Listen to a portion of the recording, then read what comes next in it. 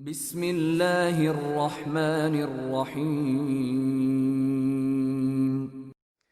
Chers frères, honorable assemblée, il n'y a pas moins de 15 jours marqua le début de la nouvelle année scolaire. Une nouvelle page s'ouvre pour nos jeunes, pour nos enfants, qui rejoignent ainsi les bancs de l'école, de la classe. Ainsi donc, s'inaugure une nouvelle page dans le savoir et l'ilm et dans l'instruction at-ta'allum. Il est important pour nous d'établir un constat. Le constat est le suivant. Toute communauté, toute société, toute nation qui ne prête guère attention au savoir, qui ne prête guère considération ni intérêt ni au savoir et l'ilm, ni à l'instruction at-ta'allum, ni non plus à l'éducation at-tarbiyah, c'est une communauté, une société, une nation appelée à s'effacer. Une communauté, une nation, une société marquée par le tampon et le sceau de l'ignorance, de la faiblesse et de l'humiliation. Et ce qui est étonnant, honorables frères, ce qui est très étonnant, c'est de constater et de voir qu'il y a des nations avancées qui dépensent sans compter pour l'éducation, pour l'enseignement et l'instruction, sans compter. Qu'il s'agisse de familles, d'institutions ou encore d'États. Tandis qu'au même moment, dans la Ummah de l'Islam, nous ne retrouvons pas, hélas, ce même intérêt, cette même considération, cette même importance prêtée au savoir et l'ilm, à l'instruction et ta'allum, à l'éducation et tarbiyah. Alors que nos sources, nos enseignements islamiques, tout au contraire, rappellent à cela. Nous avons d'ailleurs de nombreux versets et de nombreux hadiths qui sont incitatifs, qui encouragent à s'instruire, à apprendre, et qui leur donnent même. Mais où trouvent-ils leur place? Toutes ces références musulmanes, tous ces versets, ces hadiths, trouvent-ils réellement leur place dans notre vie, dans notre façon de penser, de réfléchir, dans notre façon d'éduquer aussi nos jeunes, nos enfants, nos générations futures? C'est là la vraie question, mes chers frères et honorables assemblées. Je peux citer à titre d'exemple dans le Saint-Coran, le Coran Karim, lorsque notre Seigneur subhanahu wa ta'ala dit ceci: قُلْ هَلْ يَسْتَوِي الَّذِينَ يَعْلَمُونَ وَالَّذِينَ لَا يَعْلَمُونَ. Ceux qui savent et ceux qui ne savent pas, sont-ils égaux et se valent-ils? Certainement pas. Dans un autre verset, Rabbul Izzati wal Jalala nous apprend ceci, il nous dit: يَرْفَعِ اللَّهُ الَّذِينَ آمَنُوا مِنْكُمْ وَالَّذِينَ أُوتُوا الْعِلْمَ دَرَجَاتٍ. Allah Azza wa Jal élève parmi vous ceux qui ont la foi et ceux qui ont la connaissance en degrés. Cela prouve à quel point le savoir, l'ilm, l'instruction, at-ta'allum, l'éducation, at-tarbiyah sont valorisés dans le Coran al-Karim, et que dire aussi de la tradition prophétique et sunnah nabawiyya. Al-Qur'an, ou plutôt la tradition prophétique et sunnah nabawiyya, qui est le compagnon inséparable du Coran al-Karim, là aussi nous y trouvons de nombreuses références qui vont dans cette direction. Comme par exemple cette parole dite par le prophète sallallahu alayhi wa sallam, rapportée par Ibn Majah, dans laquelle il dit: Talabul ilmi faridatun ala kulli muslim. La quête du savoir, le fait d'apprendre, de s'instruire, est un devoir. Ce n'est pas un choix, ce n'est pas une option, c'est un devoir, pour chaque musulman et donc bien sûr chaque musulmane. Dans une autre tradition prophétique rapportée par Tirmidhi, nous apprenons dans celle-ci que le prophète sallallahu alayhi wa sallam disait: Fadlul alim ala al-abid ka fadli ala adnakum. Le mérite qu'a un savant par rapport à un dévot c'est celui qui se consacre uniquement à la ibad, à l'adoration. Le mérite du savant par rapport au dévot est à l'image du mérite que j'ai moi, donc le prophète sallallahu alayhi wa sallam, par rapport à vous. Ce qui distingue le messager sallallahu alayhi wa sallam, ce n'est pas seulement al-wahy, la révélation, c'est aussi al-ilm, le savoir. Et les croyants ne sont pas tous égaux à ce niveau-là. Nous comprenons dès lors, mes chers frères, honorables assemblées, qu'il est urgent aujourd'hui de reconsidérer le rapport et la relation que nous devons avoir avec l'ilm, avec le savoir, avec l'instruction et ta'allum, avec l'éducation et tarbiyah, nous devons en faire notre priorité. Elle doit se retrouver au sommet de l'échelle de nos préoccupations premières. Qu'il s'agisse de nos familles, de nos institutions didactiques, comme les mosquées, les écoles, les associations, nous devons vraiment recentrer notre priorité là-dessus. Pourquoi ? Parce que, mes chers frères, il n'y a pas d'avenir pour des générations qui ne sont pas instruites. Il n'y a pas de place pour des générations qui n'ont pas les outils, qui n'ont pas les compétences.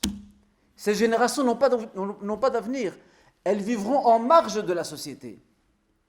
Tout comme, comment bâtir l'homme et la femme, musulmans et musulmanes de demain, responsables, si ce n'est par la conscientisation et taw'iyah, la conscientisation de nos jeunes générations quant à l'importance d'apprendre, de s'instruire, de lire, de s'éduquer.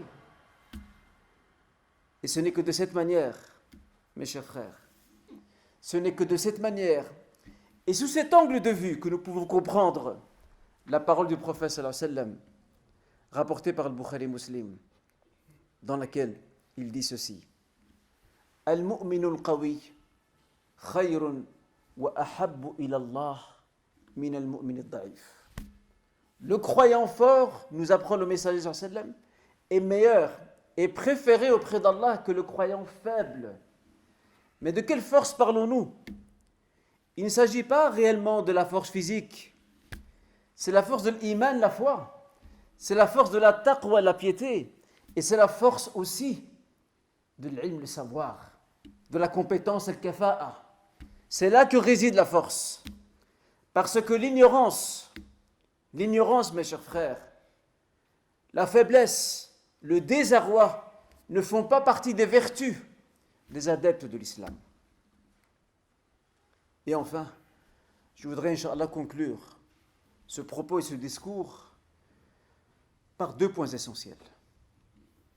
Le premier de ces points serait de rappeler que lorsque nous parlons de l'importance de s'instruire, d'apprendre, nous ne parlons pas seulement du côté religieux ou du savoir religieux, al-ilm ad-dini et al-shar'i, non. Cette obligation d'apprendre et de s'instruire, mes chers frères, s'étale et s'étend à tout savoir, même profane, à tout savoir profane, à partir du moment où il est utile, nous devons l'apprendre. Et la deuxième chose, c'est que lorsque nous parlons de la nécessité de s'instruire, d'apprendre, on ne s'adresse pas seulement à nos jeunes, à nos enfants, garçons et filles. Nous nous adressons aussi aux adultes, aux plus âgés. Et le fait de se diriger, de se tourner vers le champ de la connaissance à un âge avancé, lorsque une personne atteint la retraite par exemple, c'est une culture sociale que nous musulmans avons perdue aujourd'hui, mais qui est encore très présente dans les sociétés européennes occidentales. Dans les sociétés européennes occidentales, il y a encore beaucoup de personnes qui, lorsqu'elles atteignent l'âge de la retraite, c'est là qu'elles commencent à étudier et à apprendre. Parce qu'elles se disent, durant toute la période où je travaillais, je n'avais pas beaucoup de temps. Maintenant, j'ai du temps libre. Eh bien, ce temps libre, je vais l'exploiter pour quelque chose d'utile, de profitable. Ne croyez pas, mes chers frères, que cette culture sociale est étrangère à notre histoire, à notre patrimoine islamique. Nous l'avons aussi. Et j'en veux pour preuve le récit de ce grand savant de l'islam, de l'un de ces 4 imams qu'Allah Azza wa Jal a illuminé par le savoir et par la foi et la piété, l'imam Ahmad ibn Hanbal, rahimahullah. On l'a vu à un âge avancé, cheveux blancs, il avait maigri, et il portait entre ses mains un encrier, mahbara. L'un de ses élèves lui dit, Abu Abdillah, à cet âge encore, et tu portes entre tes mains l'encrier? Une manière de dire, n'est-il pas temps que tu ailles te reposer? Regardez quelle a été sa réponse. Et là, on comprendra à travers sa réponse que le fait d'apprendre jusqu'à notre dernier jour, c'était une culture sociale qui était bien enracinée chez nos aïeuls, chez nos ancêtres. L'imam Ahmad de répondre ensuite et de répliquer, Na'am, certainement. Min al-mahbara ila al-maqbara. De l'encrier jusqu'à la tombe. Je vais continuer à apprendre à m'instruire jusqu'au dernier souffle de ma vie. Cette culture sociale, mes chers frères, nous devons absolument, aujourd'hui, nous devons absolument nous la réapproprier. On doit la reconquérir parce que c'est la nôtre. Ce n'est pas l'Europe ni l'Occident qui nous l'a appris. Nous l'avons déjà chez nous, mais seulement on l'a perdu. Et je termine, Inch'Allah, par cette parole prophétique qui, quelque part, résume tout ce que je viens de dire. Dans ce hadith rapporté par Tirmidhi, le prophète sallallahu alayhi wa sallam dit Ad-dunya mal'ounatun mal'ounun fiha ma fiha illa dhikrullah wa mawalah wa alimun aw muta'allim.